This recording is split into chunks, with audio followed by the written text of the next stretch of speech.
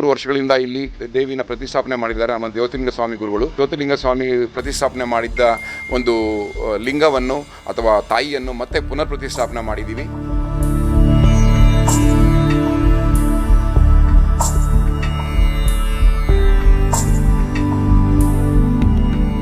ಹಳ್ಳಿಕಟ್ಟೆ, ಕಲ್ಯಾಣಿ, ರಂಗಮಂದಿರ, ಗೋಶಾಲೆ, ಒಂದು ವೃದ್ಧಾಶ್ರಮ, ಅನಾಥಾಶ್ರಮವನ್ನು ಮಾಡೋಣ ಅಂತ ಹೇಳ್ಬಿಟ್ಟು ಪಣ ತೊಟ್ಟಿದ್ದೀವಿ. ಇವತ್ತಿಂದಲ್ಲ ಇಲ್ಲಿ ನಾವು ಈ ಜಾತ್ರೆಗೆ ಬಂದೋದ್ರೆ ಈ ಕೆಂಪು ಧೂಳು ನಮ್ಮ ಮೈಗಳ ಮೇಲೆ ಇರೋದು. ಕೇಳೋರಾದ್ರು ಎನ್ನಾಗರಕ್ಕೆ ಹೋಗಿದ್ರಾ, ಜಾತ್ರೆಗೆ ಹೋಗಿದ್ರಾ ಅಂತ ಕೇಳೋರು. 225 ವರ್ಷ ಜ್ಯೋತಿರ್ಲಿಂಗ ಸ್ವಾಮಿಗಳು 1799 ಇಲ್ಲಿ ಮಠ ಕಟ್ಟಕ್ಕೆ ಬಂದಿದ್ದು. ಅವರು ಐಕ್ಯ ಆಗಿದ್ದು 1856ರಲ್ಲಿ.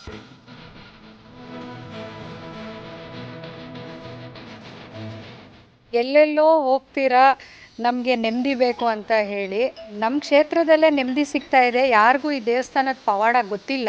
ಮಹಾದ್ವಾರನ ಹೆಂಗೆ ಮಾಡಬೇಕು ಅಂದ್ಕೊಂಡಿದ್ದೀವಿ ಅಂದರೆ ಈ ಮಿನಿ ಉಜ್ಜಯಿನಿ ಮಾಡೋಣ ಅಂತ ಹೇಳ್ಬಿಟ್ಟು ನಡ್ಕೊಳ್ತಾ ಬಂದು ಆ ತಾಯಿಗೆ ನಮಸ್ಕಾರ ಮಾಡೋ ಥರ ಮಾಡೋಣ ಇಲ್ಲಿ ಅಂತೇಳಿ. ಬೆಂಗಳೂರು ಆಧುನಿಕ ನಗರಿ, ಬೆಂಗಳೂರು ಕನಸಿನ ನಗರಿ. ಆದ್ರೆ ಬೆಂಗಳೂರಿನಲ್ಲಿ ನಮ್ಮ ಪೂರ್ವಜರು ಹಾಕಿಕೊಟ್ಟಂತ ಆ ಒಂದು ಹಾದಿಯಲ್ಲೇ ನಾವಿಂದಿಗೂ ಕೂಡ ಮುನ್ನಡೆಯುತ್ತಿದ್ದೇವೆ. ಇಲ್ಲಿ ವೈವಿಧ್ಯಮಯವಾದಂತಹ ಸಂಸ್ಕೃತಿಗಳು, ಸಂಸ್ಕಾರಗಳು ಹಾಗೆಯೇ ವೈವಿಧ್ಯಮಯವಾದಂತಹ ಎಲ್ಲ ರೀತಿಯಾದಂತಹ ಹಬ್ಬ ಆಚರಣೆಗಳು, ಜಾತ್ರೆಗಳು ಇವೆಲ್ಲವನ್ನು ಕೂಡ ನಾವು ಆಚರಿಸುತ್ತೇವೆ. ಬೆಂಗಳೂರು ಹೊರವಲಯದ ಆನೇಕಲ್ ತಾಲೂಕಿನ ಇತಿಹಾಸ ಪ್ರಸಿದ್ಧ ಯನ್ನಾಗರದ ಶ್ರೀ ಯಲ್ಲಮ್ಮ ದೇವಿ ಮತ್ತು ಗದ್ದಿಗೆ ಜ್ಯೋತಿರ್ಲಿಂಗ ಸ್ವಾಮಿಗಳ ಸಮಾಧಿಗಳು ಇಲ್ಲಿದೆ. ಈ ಒಂದು ಕ್ಷೇತ್ರದಲ್ಲಿ ಇದೇ ಜನವರಿ 1ರಿಂದ 6ನೇ ತಾರೀಕಿನವರೆಗೆ ಜಾತ್ರಾ ಮಹೋತ್ಸವ ನಡೆಯಲಿದೆ. 6 ದಿನಗಳ ಕಾಲ ವಿವಿಧ ರೀತಿಯಾದಂತಹ ಪೂಜೆಗಳು, ವಿವಿಧ ರೀತಿಯಾದಂತಹ ಕಾರ್ಯಕ್ರಮಗಳು, ವಿವಿಧ ರೀತಿಯಾದಂತಹ ಸಾಂಸ್ಕೃತಿಕ ಕಾರ್ಯಕ್ರಮಗಳ ಪ್ರದರ್ಶನವೂ ಇರುತ್ತೆ. 3ನೇ ತಾರೀಕು ಅತ್ಯಂತ ಪ್ರಮುಖವಾಗಿ ಶ್ರೀ ಯಲ್ಲಮ್ಮ ದೇವಿಯ ಬ್ರಹ್ಮ ರಥೋತ್ಸವ ಮತ್ತು ಇತಿಹಾಸ ಪ್ರಸಿದ್ಧ ದನಗಳ ಜಾತ್ರೆಯನ್ನ ಆಚರಣೆ ಮಾಡ್ತಿದ್ದೇವೆ. ಈ ಒಂದು ಕಾರ್ಯಕ್ರಮದ ಎಲ್ಲ ವಿವರಣೆಗಳನ್ನ ಶ್ರೀ ಯಲ್ಲಮ್ಮ ದೇವಿ ಮತ್ತು ಗದ್ದಿಗೆ ಜ್ಯೋತಿರ್ಲಿಂಗ ಸ್ವಾಮಿಗಳ ಈ ಒಂದು ಟ್ರಸ್ಟ್ ನ ವತಿಯಿಂದ ಪತ್ರಿಕಾಗೋಷ್ಠಿಯನ್ನು ಏರ್ಪಡಿಸಿ ಈ ವಿವರಣೆಗಳನ್ನ ಎಲ್ಲ ಸದಸ್ಯರುಗಳು ಕೂಡ ನಿಮ್ಮ ಬ್ಲೂಮ್ ಟಿವಿಯೊಂದಿಗೆ ಹಂಚಿಕೊಂಡ್ರು. ಇದೇ ಸಂದರ್ಭದಲ್ಲಿ ಒಂದು ಕಾಲದಲ್ಲಿ ರಾಗಿ ಕಣಜ ಆಗಿದ್ದಂತಹ ಆನೇಕಲ್ ತಾಲೂಕು ಇವತ್ತು ಕಾಂಕ್ರೀಟ್ ಕಾಡಾಗಿದೆ. ಆದ್ರೆ ಇವತ್ತಿಗೂ ಈ ಒಂದು ದನಗಳ ಜಾತ್ರೆ ನಡೀತಿದೆ.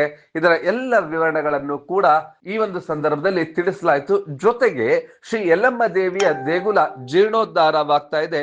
ಈಗ ಈ ಒಂದು ದೇಗುಲ ಅತ್ಯಂತ ಸುಂದರವಾಗಿ ಮೂಡಿ ಬಂದಿದ್ದು, ಒಂದು ರೀತಿ ಕಾಶಿ ವಿಶ್ವನಾಥ ದೇವಾಲಯದ ಜೀರ್ಣೋದ್ಧಾರ ಹೇಗಾಯ್ತು ಆ ರೀತಿಯಾಗಿ ಈ ಒಂದು ದೇಗುಲದ ಅಭಿವೃದ್ಧಿ ಆಗ್ತಿದೆ. ಭಕ್ತಾದಿಗಳು ಬಂದು ಈ ಒಂದು ದೇಗುಲದ ನೂತನವಾದಂತಹ ಅಭಿವೃದ್ಧಿ ಕಾರ್ಯಕ್ರಮಗಳನ್ನ ಕಣ್ತುಂಬಿಕೊಳ್ಳಬಹುದು ಮತ್ತು ತಾಯಿಯ ದರ್ಶನವನ್ನು ಕೂಡ ಪಡೆದುಕೊಳ್ಳಬಹುದು. ಅತ್ಯಂತ ಸುಂದರವಾಗಿ ಮೂಡಿ ಬಂದಿರುವಂತಹ ಈ ಒಂದು ದೇಗುಲದ ಆ ಎಲ್ಲ ದೃಶ್ಯಗಳನ್ನ ನೋಡ್ತಾ ಈ ಸಂದರ್ಭದಲ್ಲಿ ಯಾರೆಲ್ಲ ಏನೆಲ್ಲ ಮಾತನಾಡಿದ್ರು ಅದೆಲ್ಲವನ್ನು ಕೂಡ ದೃಶ್ಯಗಳಲ್ಲಿ ನೋಡೋಣ ಬನ್ನಿ. ಸಮಸ್ತ ಭಕ್ತ ವೃಂದಕ್ಕೆ ಸಾಷ್ಟಾಂಗ ನಮಸ್ಕಾರಗಳು. ಈ ಒಂದು ಗದ್ದಿಗೆ ಜ್ಯೋತಿರ್ಲಿಂಗ ಸ್ವಾಮಿ ಮತ್ತು ಯಲ್ಲಮ್ಮ ದೇವಿಯ ಒಂದು ಕೃಪಾಶೀರ್ವಾದದಿಂದ ಸುಮಾರು 225 ವರ್ಷದ ಶಿವಗಣರಾಧನೆಯನ್ನು ಮತ್ತು ಇತಿಹಾಸ ಪ್ರಸಿದ್ಧ ಒಂದು ನಮ್ಮ ಒಂದು ಲೆಕ್ಕಕ್ಕೆ ಪ್ರಕಾರ ಒಂದು 300 ವರ್ಷಗಳಿಂದ ಇಲ್ಲಿ ಹಿಂದ್ಗಡೆ ದೇವಸ್ಥಾನನ ಒಂದು ದೇವಿನ ಪ್ರತಿಷ್ಠಾಪನೆ ಮಾಡಿದ್ದಾರೆ ನಮ್ಮ ಜ್ಯೋತಿರ್ಲಿಂಗ ಸ್ವಾಮಿ ಗುರುಗಳು.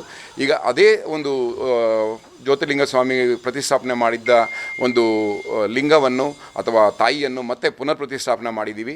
ಈಗ ಒಂದು ಮೊದಲನೇ ವರ್ಷ ಈ ಒಂದು ಪುರಾತನವಾಗಿದ್ದಂಥ ಒಂದು ದೇವಸ್ಥಾನವನ್ನು ಎಲ್ಲ ಜೀರ್ಣೋದ್ಧಾರ ಮಾಡಿ ಈಗ ಎಲ್ಲ ಭಕ್ತವೃಂದ ಮತ್ತು ಎಲ್ಲ ಭಕ್ತ ಸಮೂಹದಿಂದ ಮತ್ತು ಎಲ್ಲ ದಾನಿಗಳಿಂದ ಕೂಡಿ ಈ ಒಂದು ಸೇವಾ ಕೈಂಕರ್ಯಗಳ ಮುಖಾಂತರ ನಾವೆಲ್ಲ ದಾನ ಧರ್ಮಗಳನ್ನು ತಗೊಂಡು ಈಗ ಈ ಒಂದು ಒಳ್ಳೆ ದೇವಸ್ಥಾನವನ್ನು ಮಾಡಿದ್ದೀವಿ. ಮತ್ತು ಇದೇ ಥರ ಮಾಡ್ಕೊಂಡೋಗಿ ಇನ್ನು ನೆಕ್ಸ್ಟು ಇದನ್ನು ಈ ಒಂದು ಆನೇಕಲ್ ತಾಲೂಕಿನಲ್ಲೇ ಒಂದು ದೊಡ್ಡ ಮಟ್ಟದಲ್ಲಿ ಈ ತಾಯಿಯ ಹೆಸರನ್ನು ಬೆಳೆಸಬೇಕು ಅಂತ ನಾವೆಲ್ಲರೂ ಕೈ ಪಣ ತಟ್ಟು ನಿಂತಿದ್ದೀವಿ ಎಲ್ಲ ಸೇರಿ. ಮತ್ತು ಈಗ ಈ 1ನೇ ತಾರೀಕಿಂದ ಜಾತ್ರಾ ಮಹೋತ್ಸವ, ಇದು ಮೊದಲನೇ ವರ್ಷ ಅಂತ ಹೇಳ್ಬೋದು. ನಾನು ಹೇಳ್ಬೇಕಾದ್ರೆ ನಮ್ಮ ಹೊಸ ದೇವಸ್ಥಾನ ಶುರು ಮಾಡಿದ್ಮೇಲೆ ಕಂಪ್ಲೀಟ್ ಆದಮೇಲೆ ಮೊದಲನೇ ವರ್ಷ ಅಂತಲೇ ಹೇಳ್ಬೋದು. ನಾವು 225 ವರ್ಷಗಳಿಂದ ನಮ್ಮದು ಇಲ್ಲಿ ನಡ್ಕೊಂಬರ್ತಾ ಇದೆ. ಬಟ್ ಈ ಜಾತ್ರೆಯನ್ನು ಮೊದಲನೇ ವರ್ಷ ಅಂತ ನಾವು ಈ ಹೊಸ ದೇವಸ್ಥಾನದಲ್ಲಿ ಮಾಡ್ತಾಯಿದ್ದೀವಿ.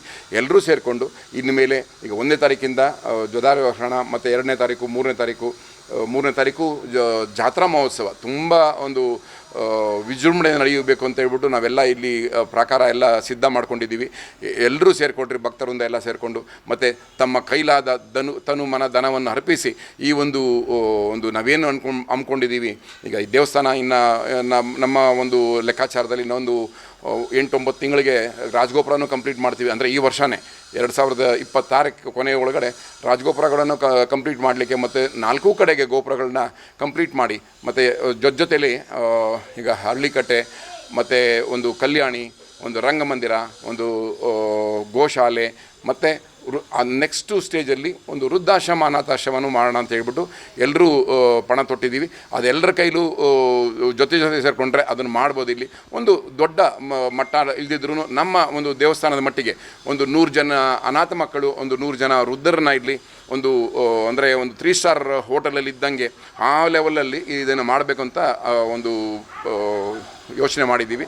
ಮತ್ತು ಇಲ್ಲಿ ಒಂದು ಅಗೇನ್ ನಾವೇನು ಮಾಡಿದ್ದೀವೋ ಒಂದು ಸಮುದಾಯ ಭವನನ ಅದನ್ನು ನೆಕ್ಸ್ಟ್ ಲೆವೆಲ್ಗೆ ಅದನ್ನು ರಿನೋವೇಷನ್ ಮಾಡೋಣ ಅಂತ ಹೇಳ್ಬಿಟ್ಟು ಯೋಚನೆ ಮಾಡಿದ್ದೀವಿ. ಮತ್ತು ಈ ಫ್ರಂಟಲ್ಲಿ ಒಂದು ಥೀಮ್ ಪಾರ್ಕ್, ಒಳ್ಳೆ ಥೀಮ್ ಪಾರ್ಕು ನೋಡಿ, ಮಕ್ಕಳು ಬಂದ ತಕ್ಷಣ ಸ್ವಲ್ಪ ಹೊತ್ತು ನಮಸ್ಕಾರ ಮಾಡ್ತಾರೆ, ಪೂಜೆ ಮಾಡಿದ ತಕ್ಷಣ ನೆಕ್ಸ್ಟು ಏನು ಆಟ ಆಡಲಿಕ್ಕೆ ಏನಿದೆ ಅಂತ ಹೇಳ್ತಾರೆ. ಅದಕ್ಕೆ ಒಂದು ಥೀಮ್ ಪಾರ್ಕ್, 2 ಕಡೆ ಥೀಮ್ ಪಾರ್ಕು ಮತ್ತು ಮಹಾದ್ವಾರನ ಹೆಂಗೆ ಮಾಡಬೇಕು ಅಂದ್ಕೊಂಡಿದ್ದೀವಿ ಅಂದರೆ ಈ ಮಿನಿ ಉಜ್ಜಯಿನಿ ಮಾಡೋಣ ಅಂತ ಹೇಳ್ಬಿಟ್ಟು ಅಲ್ಲಿ ಸ್ಟಾರ್ಟ್ ಆದರೆ ಅಲ್ಲಿಂದ ಇಲ್ಲಿವರೆಗೂ ನಾವು ಅದೇ ನಡ್ಕೊಳ್ತಾ ಬಂದು ಆ ತಾಯಿಗೆ ನಮಸ್ಕಾರ ಮಾಡೋ ಥರ ಮಾಡೋಣ ಇಲ್ಲಿ ಅಂತೇಳಿ ಅಂದ್ಕೊಂಡಿದ್ದೀವಿ. ಮತ್ತು ಇದು ಜಾತ್ರೆನ ಎಲ್ಲರೂ ಸೇರಿಕೊಂಡು ವಿಜೃಂಭಣೆಯಿಂದ ಮಾಡೋಣ, ಎಲ್ಲರೂ ಸೇರ್ಕೊಳ್ಳಿ.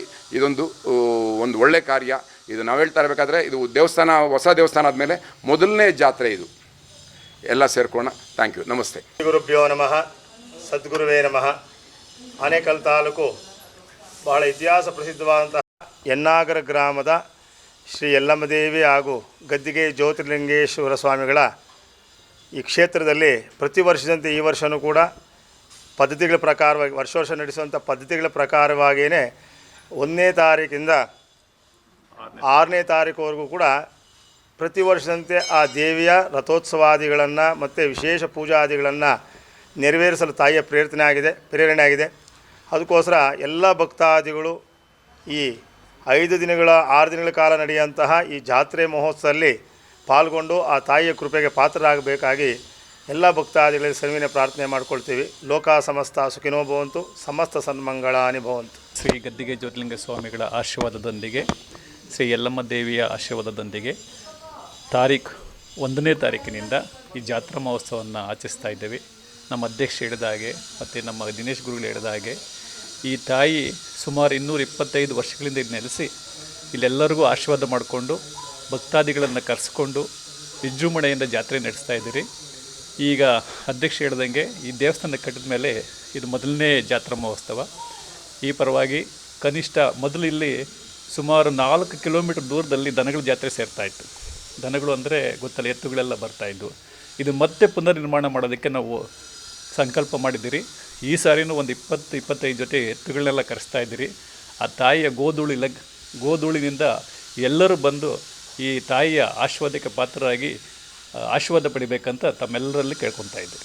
ಯಲ್ಲಮ್ಮ ದೇವಿ ಭಕ್ತರಿಗೆ ನಮಸ್ಕಾರ ಮಾಡ್ತಾ, ಈ ಜಾತ್ರೆ ಪುರಾತನದ್ದು, ಇವತ್ತಿಂದಲ್ಲ. ಇಲ್ಲಿ ನಾವು ಈ ಜಾತ್ರೆಗೆ ಬಂದೋದ್ರೆ ಈ ಕೆಂಪು ಧೂಳು ನಮ್ಮ ಮೈಗಳ ಮೇಲೆ ಇರೋದು. ಹೇಳೋರೆಲ್ಲರೂ ಎನ್ನಾಗರಕ್ಕೆ ಹೋಗಿದ್ರಾ, ಜಾತ್ರೆಗೆ ಹೋಗಿದ್ರಾ ಅಂತ ಕೇಳೋರು. ಅದನ್ನು ಈಗ ಪುನರ್ ಸ್ಥಾಪಿಸ್ಬೇಕು ಅಂತಂದು ಈಗೆಲ್ಲ ನಾವು ಪಣ ತೊಟ್ಟಿದ್ದೀವಿ. ಈ ಸತಿ ಒಂದು 25, ಒಂದು 40 ಜೊತೆ ಎತ್ತುಗಳು ಸೇರ್ತವೆ ಅಂತ ಅಂದ್ಕೊಂಡಿದ್ದೀವಿ. ಅದಕ್ಕೋಸ್ಕರ 3ನೇ ತಾರೀಕು ಏನು ಜಾತ್ರೆ ತುಂಬ ವಿಜೃಂಭಣೆ ನಡೀತದೆ. ಏನು ನೀವು ಭಕ್ತಾದಿಗಳಿದ್ದೀರಾ, 3ನೇ ತಾರೀಕು ಬಂದು ಜಾತ್ರೆಯಲ್ಲಿ ಭಾಗವಹಿಸಿ ತಾಯಿ ಕೃಪೆಗೆ ಪಾತ್ರ ಆಗಬೇಕು ಅಂತೇಳಿ ಕೇಳ್ಕೊಳ್ತೀನಿ. ನಮಸ್ಕಾರ ಎಲ್ಲರಿಗೂ. ನಾನು ಬಸವರಾಜಯ್ಯ ಅಂತ ಕಾರ್ಯದರ್ಶಿಯಾಗಿ ಈ ವರ್ಷ ನೇಮಕ ಆಗಿದ್ದೀನಿ. ನಾವು ಜಾತ್ರೆ ಮಾಡಬೇಕು 1969ರಾಗೆ ಮೈಸೂರು ಮಹಾರಾಜರು ಬಂದು ಹೋದ್ಮೇಲೆ ಕ್ಷೀಣ ಆಗೋಯ್ತು ಜಾತ್ರೆ. ಏನಂತೀರ, ಮುಂದೆ ಚೆನ್ನಾಗಿ ನಡೆಯೋದು. 1969ರಾಗೆ ಕ್ಷೀಣ ಆಗೋಯ್ತು. ಅಲ್ಲಿಂದ ಈಚೆಗೆ ಜಾತ್ರೆ ಸೇರಿಲ್ಲ. ದನಗಳು ಯಾರೂ ಇಲ್ಲ, ಕಟ್ಟಲ್ಲ ಬಿಡ್ರಿ, ಈಗ ಯಾರೂ ಇಲ್ಲ. 225 ವರ್ಷ ಜ್ಯೋತಿರ್ಲಿಂಗ ಸ್ವಾಮಿಗಳು 1799 ಇಲ್ಲಿ ಮಠ ಕಟ್ಟಕ್ಕೆ ಬಂದಿದ್ದು. ಅವರು ಐಕ್ಯ ಆಗಿದ್ದು 1856ರಲ್ಲಿ.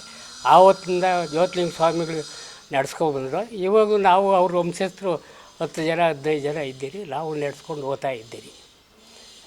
ನಮ್ಮ ಜೊತೆಗೆ ನೀವು ಇದ್ದೀವಿ, ನಾವು ಇದ್ದೀವಿ.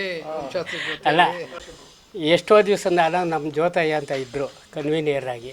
ಅವರೇನು ಮಾಡಿದ್ರು, ಇಲ್ಲ ಏನಾನ ಮಾಡಿ ಟೆಸ್ಟ್ ಮಾಡೋಣ ಅಂತ ಅವರು ನಾವಿಬ್ಬರು ಸೇರಿ ನಮ್ಮ ಅಧ್ಯಕ್ಷರನ್ನ ಆಯ್ಕೆ ಮಾಡಿ ಅವ್ರ ಕಡೆಯಿಂದ ಬೆಳ್ಳೂರವರು, ಆರಗದ್ದೆಯವರು ಎಲ್ಲ ಸೇರಿ ಟ್ರಸ್ಟ್ ಮಾಡಿದ್ರಿ. ಅಲ್ಲಿಂದ ಈಚೆಗೆ ಚೆನ್ನಾಗಿ ನಡ್ಕೊಂಡು ಹೋಗ್ತಾಯಿದೆ. ದೇವಸ್ಥಾನನೂ ಚೆನ್ನಾಗಿ ಕಟ್ಟಿದ್ರಿ.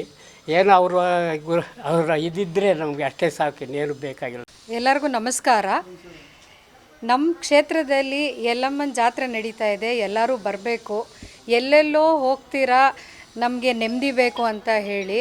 ನಮ್ಮ ಕ್ಷೇತ್ರದಲ್ಲೇ ನೆಮ್ಮದಿ ಸಿಗ್ತಾ ಇದೆ. ಯಾರಿಗೂ ಈ ದೇವಸ್ಥಾನದ ಪವಾಡ ಗೊತ್ತಿಲ್ಲ. ನನಗೊಂದು ಅನುಭವ ಆಗಿದೆ. ನಿಮಗೆಲ್ಲರಿಗೂ ನೆಮ್ಮದಿ, ಸುಖ, ಶಾಂತಿ ಬೇಕಂದರೆ ಅಮ್ಮ ಇಲ್ಲಿ ನೆಲೆಸಿದ್ದಾರೆ. ಗುರುಗಳಿಲ್ಲಿ ಜೀವಂತ ಸಮಾಧಿಯಾಗಿದ್ದಾರೆ. ನೀವೆಲ್ಲ ಬಂದು ಈ ದೇವಸ್ಥಾನದ ಇತಿಹಾಸ ಏನು ಅಂತ ತಿಳ್ಕೊಳ್ಬೇಕು. ಅಕ್ಕಪಕ್ಕ ಇದ್ದೀರಾ, ಎಲ್ಲೆಲ್ಲೋ ಹೋಗ್ತೀರಾ, ಅದನ್ನೆಲ್ಲ ಬಿಟ್ಟು ನಮ್ಮ ಜಾತ್ರೆಯಲ್ಲಿ ಭಾಗವಹಿಸಿ ಮತ್ತೆ ಬಂದು ಈ ದೇವಸ್ಥಾನದ ಮಹಿಮೆ ಏನು ಅಂತ, ಹಿಸ್ಟರಿ ಏನು ಅಂತ ತಿಳ್ಕೊಳ್ಳಿ. ನೀವೇನು ಬೇಕಾದರೂ ಬಂದು ಅಮ್ಮನ ಹತ್ರ ಬೇಡ್ಕೊಳ್ಳಿ. ನನ್ನ ಸ್ವಂತವಾಗಿ ನನಗೆ ಎಕ್ಸ್ಪೀರಿಯನ್ಸ್ ಆಗಿದೆ, ಅದಕ್ಕೆ ನಾನು ಹೇಳ್ತಾ ಇದ್ದೀನಿ. ನೀವೆಲ್ಲ ಬಂದು ಜಾತ್ರೆಗೆ ಭಾಗವಹಿಸಬೇಕು. ಜೈ ಹಿಂದ್, ಜೈ ಕರ್ನಾಟಕ. ನಾಗರಿಕ ಬಂಧುಗಳಿಗೆ ನಮಸ್ಕಾರ. ಶ್ರೀ ಯಲ್ಲಮ್ಮದೇವಿ ಹಾಗೂ ಗದ್ದಿಗೆ ಜ್ಯೋತಿರ್ಲಿಂಗ ಸ್ವಾಮಿ ಸೇವಾ ಟ್ರಸ್ಟ್ ವತಿಯಿಂದ ಹೆನ್ನಾಗರ ಯಲ್ಲಮ್ಮ ದೇವಸ್ಥಾನದಲ್ಲಿ ಪ್ರತಿ ವರ್ಷದಂತೆ ಈ ವರ್ಷವೂ ಜಾತ್ರಾ ಮಹೋತ್ಸವವನ್ನು ಹಮ್ಮಿಕೊಳ್ಳಲಾಗಿದೆ. ಈ ದಿನಾಂಕ 1/1/26ರಿಂದ 6ನೇ ತಾರೀಕು ತನಕ ಈ ಮಹೋತ್ಸವವು ಇರುತ್ತದೆ. ಅದರಲ್ಲಿ 3ನೇ ತಾರೀಕು ತಾಯಿಗೆ ರಥೋತ್ಸವ ಇರ್ತದೆ, ದನಗಳ ಜಾತ್ರೆ ಇರ್ತದೆ.